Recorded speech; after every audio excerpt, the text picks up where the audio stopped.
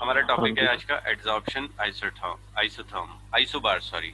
अब एड्सॉर्प्शन होएगा, iso means same and bars means pressure. हमने क्या किया, यहाँ पे हम इसके ग्राफ बनाएंगे एट सेम प्रेशर, राइट। और यहाँ पे हम क्या करेंगे, एक्सटेंट ऑफ ओवरलैपिंग, मतलब जो यहाँ पे सॉरी एक्सटेंट ऑफ एड्सॉर्प्शन है उसका हम टेम्परेचर के साथ रिलेशन बनाएंगे। ठीक है जी। So adsorption isobars, it shows it shows the effect of temperature. It shows the effect of temperature on the adsorption of a gas, adsorption of a gas on the surface of solid, on the surface of solid, right। और यहाँ पे हमने क्या लिखना है, pressure क्या रहेगा हमारा, कांस्टेंट रहेगा, क्योंकि आइसो बार्स के बारे में हम यहाँ पे बात करें, प्रेशर हमने यहाँ पे कांस्टेंट रखना है। क्लियर हो गया जी। तो यहाँ पे हमने दो टाइप के एड्सॉर्प्शन पढ़ा था, फिजिकल एड्सॉर्प्शन और एक पढ़ा था हमने केमिकल एड्सॉर्प्शन। इन दोनों के बारे में ही हमने यहाँ पे स्टडी करनी है। और यहाँ पे जो रिलेशन रहेगा वो क्या रहेगा, एक्स अपॉन एम और टेम्परेचर टी के बीच में।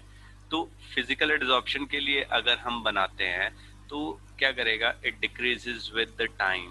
तो यहाँ पे ये सिंपल पैराबोला दे देगा फॉर फिजिकल फिजिसॉर्प्शन या फिजिकल एड्सॉर्प्शन। ठीक है जी। ये हमारा क्या होता था, फिजिसॉर्प्शन। यहाँ पे जब हम टेम्परेचर इंक्रीज करते थे, जब हम टेम्परेचर इंक्रीज करते थे तो डीसॉर्प्शन डीसॉर्प्शन होता है। ठीक है जी। क्लियर हो गया जी। और उसके बाद अगर हम केमिकल एड्सॉर्प्शन करते हैं, यहाँ पे अगर हम यहाँ पे केमिकल एड्सॉर्प्शन करते हैं या केमिसॉर्प्शन उसे बोलते हैं, तो क्या होगा, एक सर्टेन टाइम तक तो हमारा physical sorry chemical adsorption increase करेगा विद टेम्परेचर, बट उसके बाद क्या करेगा, ये डिक्रीज करते हुए चला जाएगा, ये फिर डिक्रीज करते हुए चला जाएगा, right. This is for chemisorption. एक सर्टेन टाइम तक हमारा इंक्रीज करेगा और उसके बाद ये डिक्रीज कर जाएगा। क्लियर हो गया जी। So these are the physical adsorption isobars for physisorption and chemisorption, right। और यहाँ पे देखो क्या होगा, जब भी हमारा कोई भी गैस है वो सॉलिड के ऊपर एड्सॉर्ब होगा, सॉलिड के ऊपर एड्सॉर्ब होगा तो क्या होगा भैया, एनर्जी रिलीज करेगी गैस एड्सॉर्ब्ड। और क्या होगा, हमारा जो डेल्टा एच होने वाला है that will be negative, delta H will be negative, right. और ओवरऑल रिलीज ऑफ एनर्जी होगा, ओवरऑल रिलीज ऑफ एनर्जी होगा, राइट। क्यों, क्योंकि यहाँ पे क्या हुआ, जैसे हमने कोई भी सॉलिड लिया था तो उसके पास क्या है, फ्री सरफेसेस रहेंगी। जब भी जैसे ही उसके ऊपर गैस एड्सॉर्ब होगी तो वो जो हमारी रेजिडुअल एनर्जी थी वो खत्म हो जाएगी, है ना, वो बैलेंस हो जाएंगी जो एनर्जीज थी। और उसकी वजह से क्या होगा, ओवरऑल रिलीज ऑफ एनर्जी होगा, ठीक है, ओवरऑल रिलीज ऑफ एनर्जी होगा। और जब भी फिजिकल एड्सॉर्प्शन होगा तो वहां पे क्या होगा, वीक वंडरवेल फोर्सेस होंगे, बट हम टेम्परेचर इंक्रीज करेंगे तो फर्दर, ये हमने पहले मैंने पढ़ाया हुआ है, फिजिकल एड्सॉर्प्शन को जब हम टेम्परेचर इंक्रीज करते हैं तो वो क्या होता है, हमारा केमिकल एड्सॉर्प्शन में कन्वर्ट हो जाता है। क्लियर हो गया जी। तो यहाँ पे हमारे पास दो पॉइंट्स हैं, उसको हम नोट बना के लिख लेते हैं। ठीक है जी। Higher the temperature, higher the critical temperature, higher the critical temperature of a gas, greater will be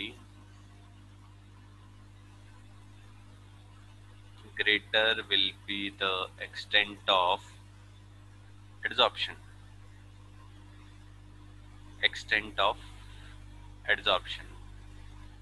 अब जिस भी गैस का क्रिटिकल टेम्परेचर हायर होगा मतलब वो ज्यादा एड्सॉर्ब होने वाली है, जो हमने पढ़ा था, जैसे कि SO2 था, अमोनिया था, SO3 था या SO2 थी, वो हमारी ज्यादा एड्सॉर्ब हो रही थी as compare to H2N2O2, right.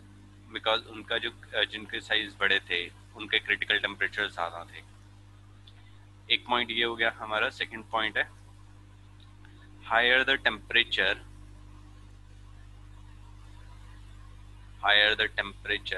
less will be the extent of adsorption,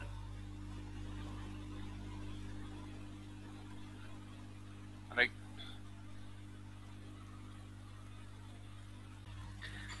अब उसके बाद नेक्स्ट टॉपिक है हमारा एड्सॉर्प्शन फ्रॉम सोल्यूशन फेज। अब एड्सॉर्प्शन फ्रॉम सोल्यूशन फेज की अगर हम बात करते हैं तो इसमें क्या होगा,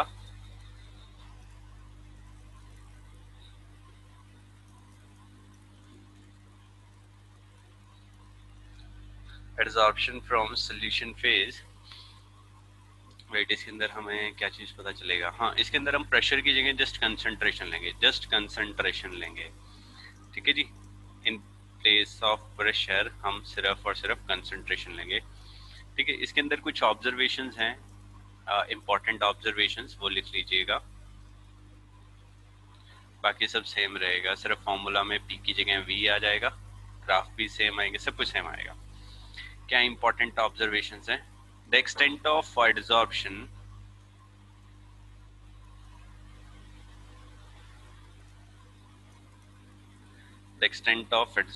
decreases with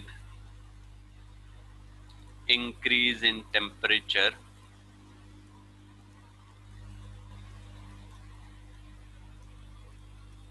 the increase in surface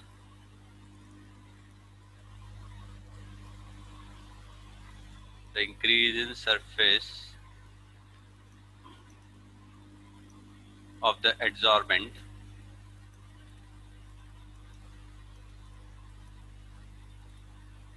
promotes adsorption,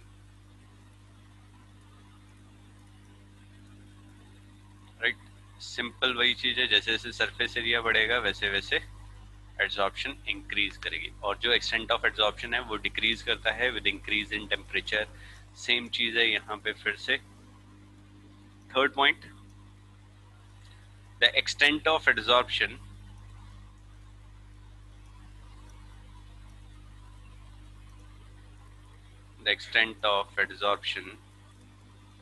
increases with increase in concentration of the adsorbate in the solution, right. अगर हम एड्सॉर्बेट बढ़ा देंगे तो भी हमारा एक्सटेंट ऑफ एड्सॉर्प्शन इंक्रीज कर जाएगा। The extent of adsorption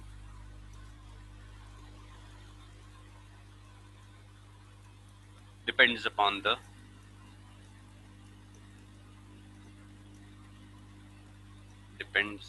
the nature of the adsorbate and adsorbent,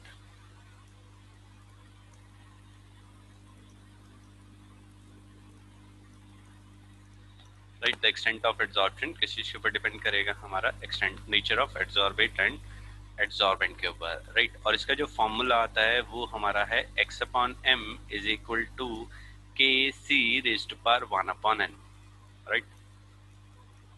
clear हो गया जी?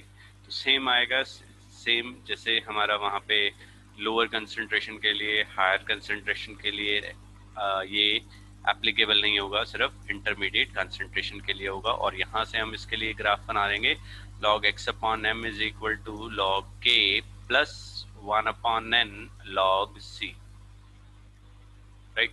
C is the concentration. C is representing the concentration.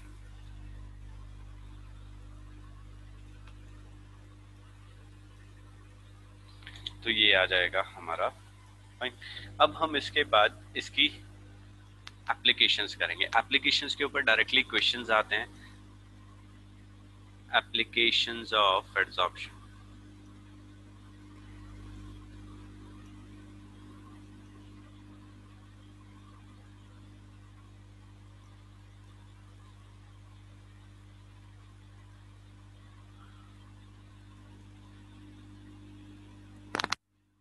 Applications में फर्स्ट आता है removal of colouring matter.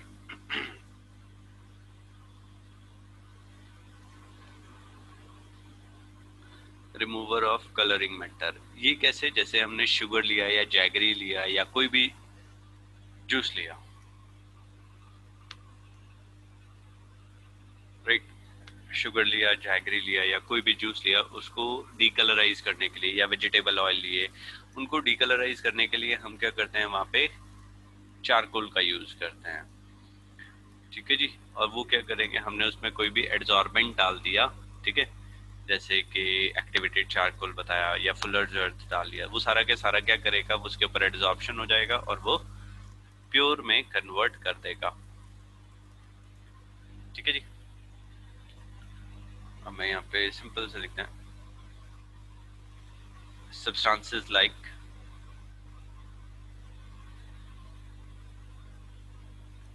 sugar, juice,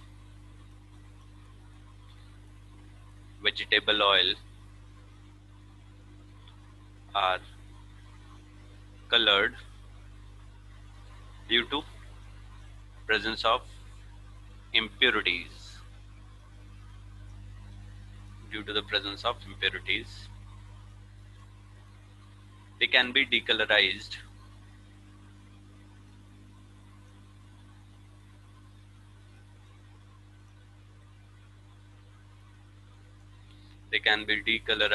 by placing in contact with adsorbents like charcoal and fuller's earth। Right, clear हो गया जी। Second है हमारी इन gas mask. जो gas mask होते हैं उनके अंदर भी क्या होता है, ऐसे ही एड्सॉर्बिंग मटेरियल, एड्सॉर्बेंट रखा होता है जो क्या करता है, पॉइजनस गैसेस को अंदर नहीं जाने देता। ठीक है जी। थर्ड है इन सेपरेशन ऑफ नोबल गैसेस। जब भी हम सेपरेशन करते हैं नोबल गैसेस की, वो हम किसकी हेल्प से करते हैं, कोकोनट चारकोल की हेल्प से। In separation of noble gases,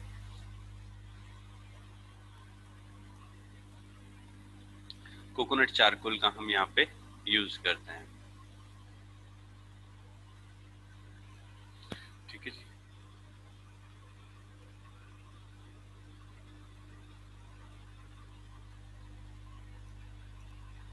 coconut charcoal, it has tendency to absorb noble gases except radon at different temperature, right?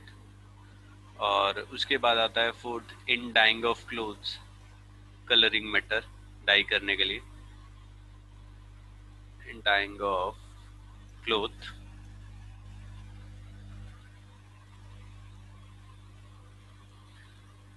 Clear हो गया जी। जैसे कि हमने मॉडर्न्स लिए, जैसे कि एलम लिया, जो हम डाई करने में हेल्प करते हैं, और ये लोग क्या करते हैं, डाई के पार्टिकल्स को एड्सॉर्ब कर लेते हैं। ठीक है जी। और अगर ऐसा ना हो तो ये कपड़े के साथ नहीं चिपकेंगे। उसके बाद डीह्यूमिडाइजर्स, आपने देखे होंगे, आप कोई भी बैग लेके आते हो, शू लेके आते हो, उसके अंदर क्या होता है, सिलिका जेल्स रखे होते हैं, छोटे छोटे पाउच। इन डीह्यूमिडाइजर्स, ह्यूमिडाइजर्स, ठीक है जी, ये क्या करेंगे, वहाँ पे ह्यूमिडिटी को कंट्रोल करने में हेल्प करते हैं। क्लियर हो गया, जैसा मैंने अभी आपको बताया, बैग में रहता है या शू में रहता है। नेक्स्ट है इन हेट्रोजीनियस कैटालिसिस। अब ये हेट्रोजीनियस कैटालिसिस क्या होते हैं?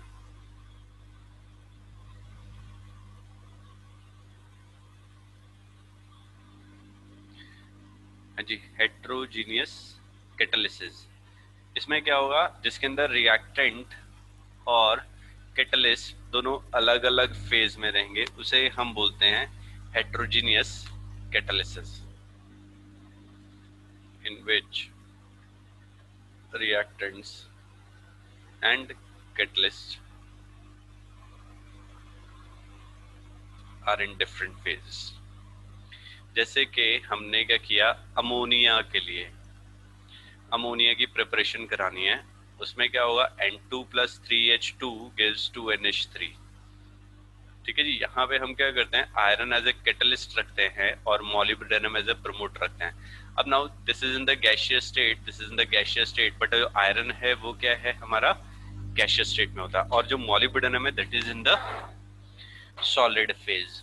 Molybdenum is used as a promoter. ठीक है जी। तो यहाँ पे हम यूज कर सकते हैं, या आप ऐसे लिख सकते हो कि जितनी भी, जैसे हमने वेजिटेबल ऑयल्स लिए, अनसेचुरेटेड फैट्स को सेचुरेटेड फैट्स में कन्वर्ट करना है, तो क्या करते थे हम, वो लिक्विड फेज में होते थे और हमने वहां पे निकल का यूज किया था, निकल का या प्लैटिनम का या प्लेडियम का, तो वो सारे के सारे क्या है, सॉलिड फेज में है, तो उसे हम बोलते हैं हेट्रोजीनियस कैटालिसिस। सेवेंथ है in ion exchange resins.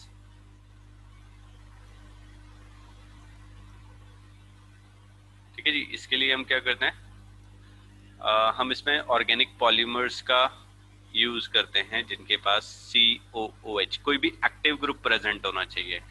Active group like COOH हो गया, SO3H हो गया, OH ग्रुप हो गया, NH2 हो गया, राइट। और ये हम किस लिए यूज करते हैं, आयन एक्सचेंज रेजिन्स हमने +1 में पढ़ा था इन वाटर प्योरिफिकेशन। ठीक है जी, हाइड्रोजन चैप्टर में आता है। ठीक है जी। चलिए इसके बारे में थोड़ा सा लिखा देता हूँ। The organic polymers, the organic polymers containing groups like containing groups, active groups आप बोल सकते हो, या groups like COOH, SO3H, NH2OH, etc. possesses the property of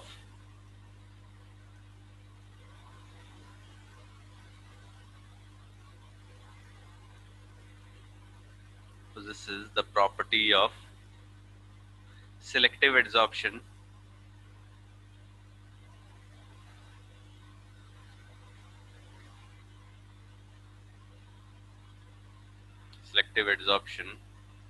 of ion from the solution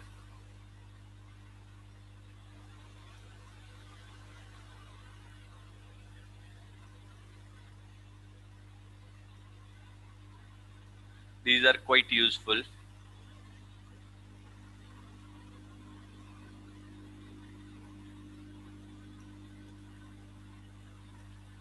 in the softening of water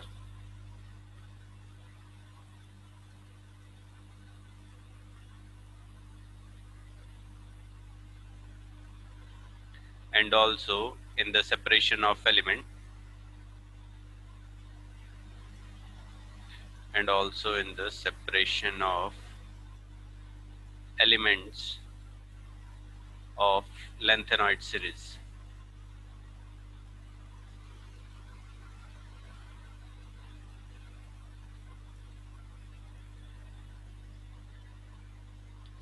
Eighth, in chromatography. Chromatography में क्या करते हैं हम, एक क्रोमेटोग्राफिक ट्यूब होती है, उसके ऊपर से उसके अंदर क्या होता है, एड्सॉर्बिंग मटेरियल होता है, और उसके अंदर हम मिक्सचर ABC का मिक्सचर डाल देते हैं, तो उसकी वजह से क्या हुआ, प्यूरिफिकेशन होती है, A अलग, B अलग और C अलग। सो इन क्रोमेटोग्राफी हम इसे यूज करते हैं। और 9th हो गया हमारा इन क्वांटिटेटिव एनालिसिस। क्वांटिटेटिव मतलब कितनी चीज वहां पे हमारी प्रेजेंट थी, क्वांटिटेटिव एनालिसिस, जैसे एस्टिमेशन ऑफ O3 किया था हमने। ठीक है जी। और in adsorption indicator in creating in adsorption indicators, ठीक है, ये भी हमारे टाइट्रेशन में यूज होते हैं एड्सॉर्प्शन इंडिकेटर्स। 11 है in creating high volumes, high vacuum. High vacuum मतलब जो वैक्यूम से हमने गैस निकाल दी उसके बाद जो बची हुई है उसको हम एड्सॉर्ब करके वहां से बाहर निकालते हैं, उसे हम बोलते हैं in creating high vacuums. And last is the in froth flotation process.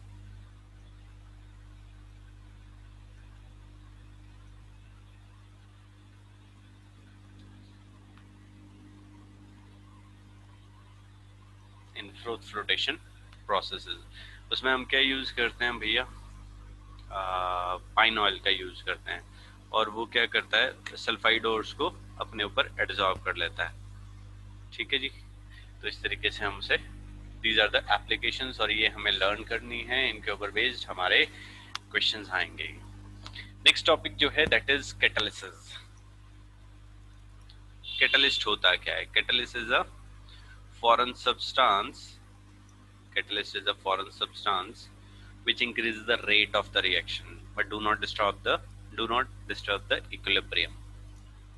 ठीक है जी, हमने बहुत सारे कैटलिस्ट का यूज किया था, जैसे मैंने बताया हाइड्रोजनेशन में हम प्लैटिनम, प्लेडियम या निकल का यूज करते हैं।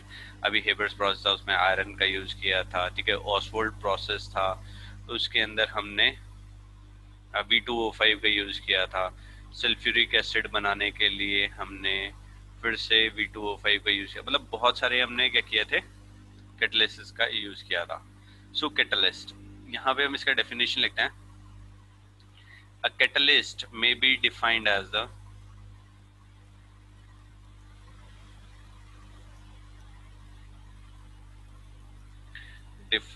the substance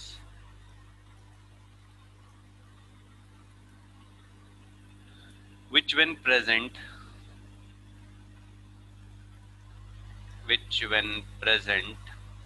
in a chemical reaction accelerates its speed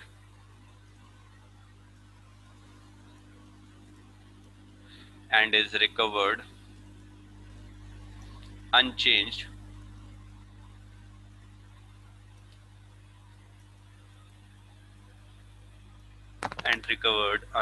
in amount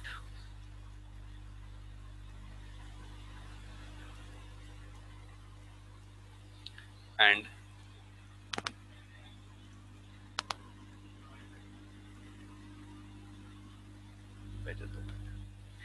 chemical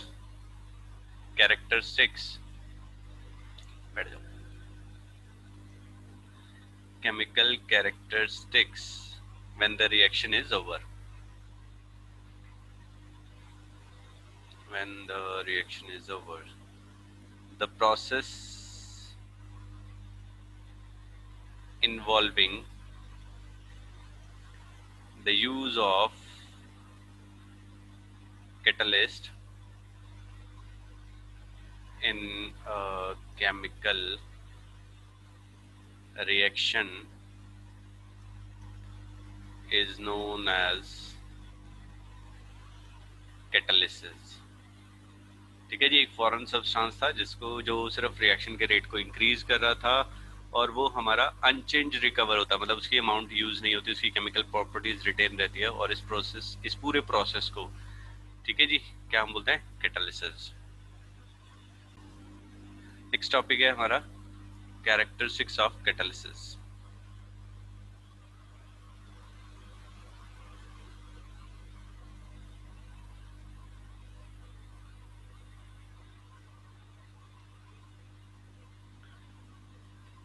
right, characteristics of catalysis.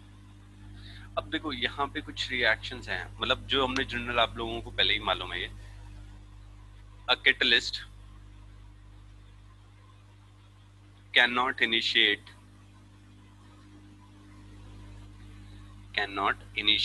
a reaction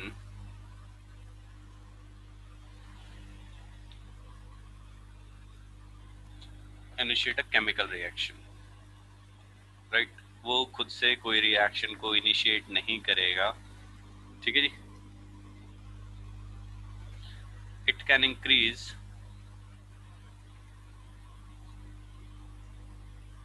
speed of the reaction,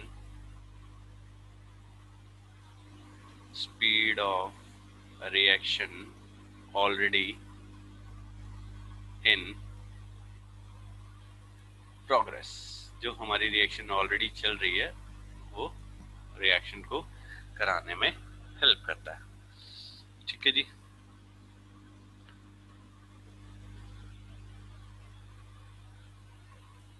right, और इस this means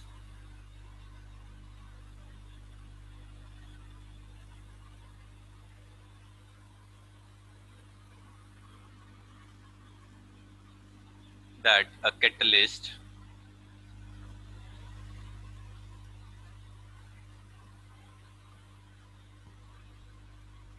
can only catalyze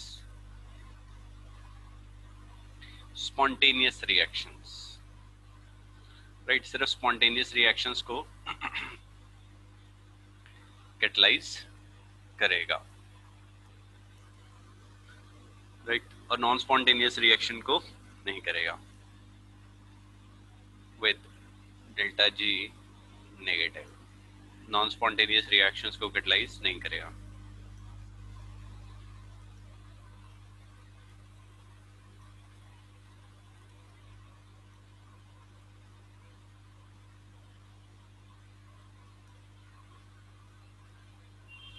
are not catalysed.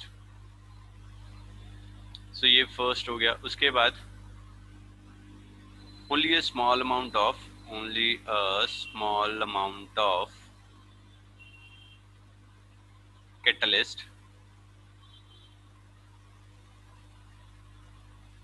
is sufficient to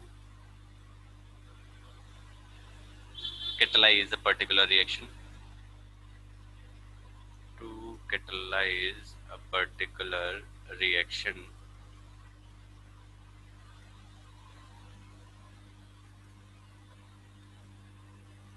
right?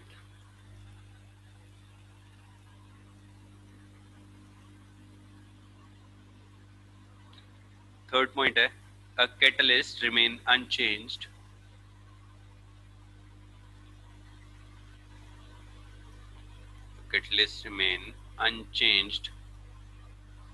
in amount as well as in chemical characteristics,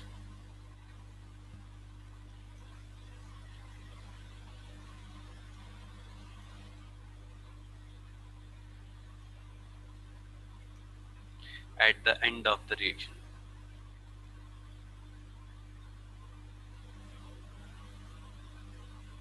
At the end of the reaction, a catalyst is of specific nature. Specific nature मतलब अगर है ना जैसे अब हम ammonia बना रहे थे, उसमें आयरन एज ए कैटलिस्ट का यूज कर रहे थे, तो ऐसा नहीं है कि मैं वहाँ पे पोटेशियम डाल दूं या मैं कॉपर डाल दूं या प्लैटिनम डाल दूं तो वो रिएक्शन हो जाएगा। नहीं, they are specific in nature. एक पर्टिकुलर रिएक्शन हमारी उसी कैटलिस्ट से कैटलाइज होगी। ठीक है जी। फिफ्थ पॉइंट वो बोलता है कि a catalyst is more effective,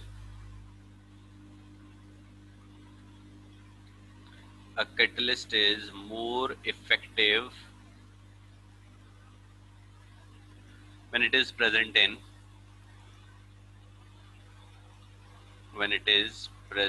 in finely divided form,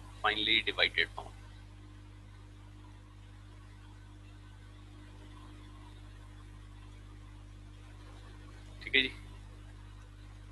जब फाइनली डिवाइडेड फॉर्म में होगा तो वो ज्यादा अच्छे से काम करेगा। और लास्ट पॉइंट बहुत इंपॉर्टेंट है, a catalyst can not change the state of equilibrium,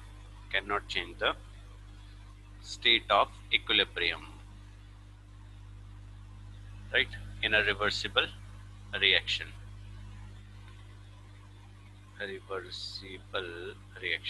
दोनों फॉरवर्ड चाहे बैकवर्ड दोनों को सेम रेट से कैटलाइज करता है। It increases the speed of both forward and backward reaction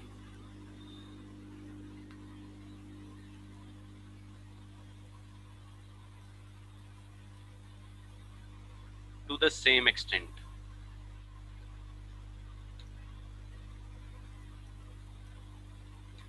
Right? Thus, equilibrium is not disturbed. Equilibrium is not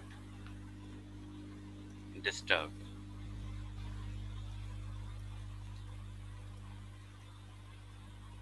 Right? Clear हो गया जी? So these are the characteristics. Finally divided form मतलब हमने उसको powdered form में ले आए. Powdered form में लेके आएंगे तो उसका सरफेस एरिया इंक्रीज करेगा. सरफेस एरिया इंक्रीज करेगा तो रिएक्शन मतलब ऑब्वियसली जो हमारी फ्री वैलेंसीज हैं वो बढ़ जाएंगी और वो ज़्यादा इफेक्टिवली काम करेगा. ठीक है ना. अगर सॉलिड स्टेट मैंने आपको फर्स्ट लेक्चर में जैसे बताया ही था कि अगर मेरे पास कोई ऐसा सब्सटेंस है, अगर मैं उसे यहाँ से तोड़ देता हूँ तो उसकी क्या हो गई, फ्री वैलेंसीज बढ़ गई. अगर मैं इसे यहाँ से और यहाँ से भी तोड़ देता हूँ तो इनकी फ्री वैलेंसीज बढ़ जाएंगी. ठीक है ना. ये सिर्फ कितनी 1 2 3 4 5 6 7 8 फ्री थे. मैंने उसे तोड़ा तो 1 2 3 4 5 6 7 8 9 10 11 12 हो गए थे. बट अगर मैंने यहाँ पे कर दिया और छोटा कर दिया तो 1 2 3 4 4 4 16 फ्री साइड्स. ठीक है ना.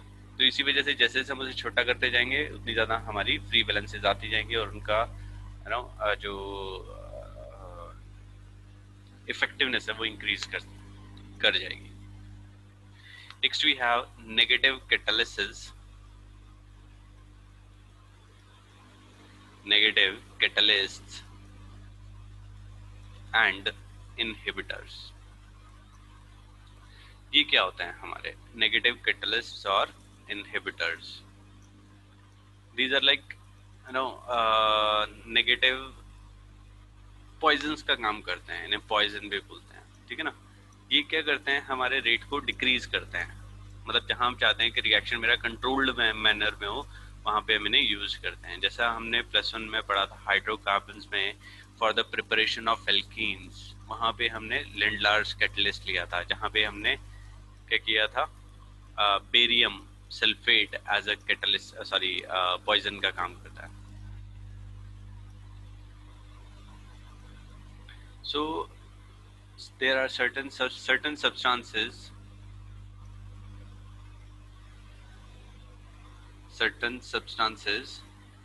which decreases the reaction rate. Right? These are known as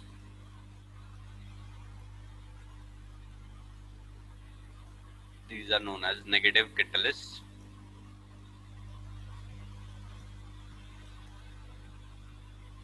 or inhibitors.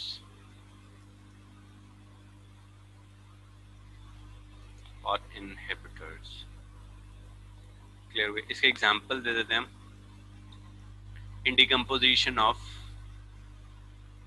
in decomposition of H2O2 gets retarded in the presence of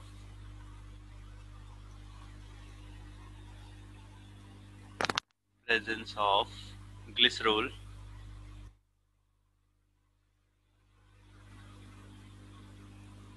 or phosphoric acid.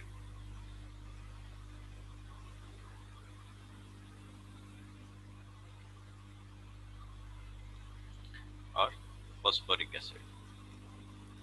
Clear हो गया जी? और example ethylene glycol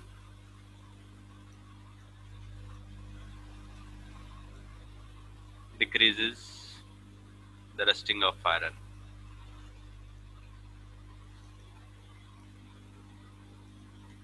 Right? And these are the few examples जहाँ पे हमारे negative catalysis होते हैं. Next topic है हमारा role of activation energy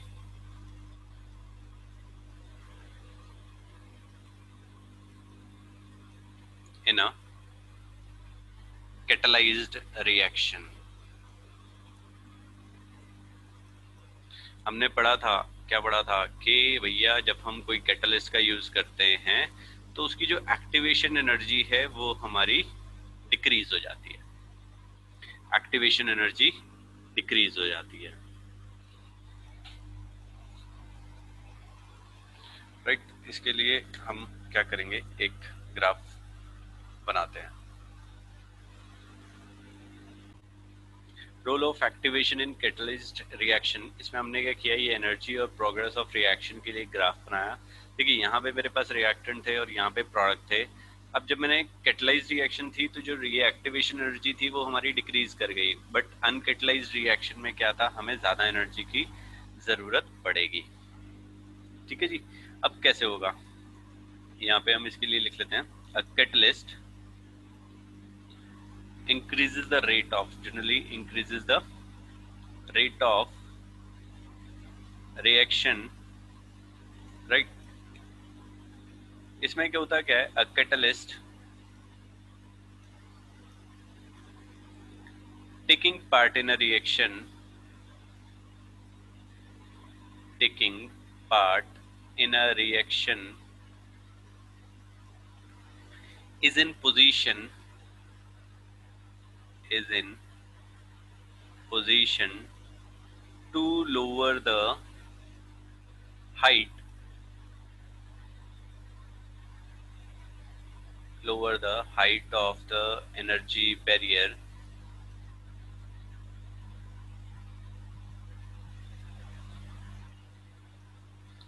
for the reaction, right। The reaction is supposed to, the reaction is supposed to follow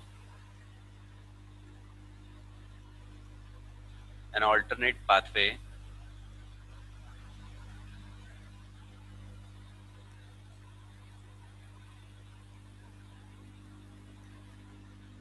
in the presence of catalyst, in the presence of catalyst. As a result, the amount of activation energy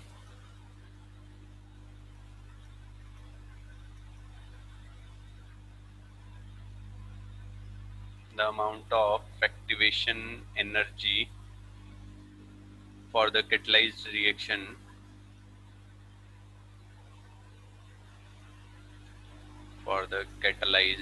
reaction decreases, and the height of energy barrier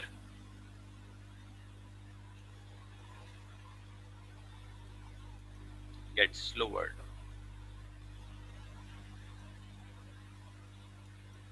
right। Clear हो गया। This results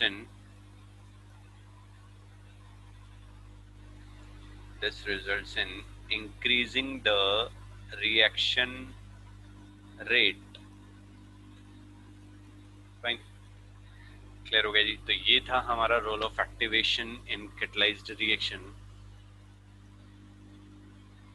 ठीक है जी। तो मतलब क्या हुआ कि भैया कोई भी कैटलाइज्ड रिएक्शन है उसका एक्टिवेशन एनर्जी हमेशा कम रहेगा as compare to uncatalysed reaction, जिसकी वजह से क्या होता है, हमारा overall rate of reaction increase करता है, ओवरऑल रेट ऑफ रिएक्शन हमारा इंक्रीज कर जाता है।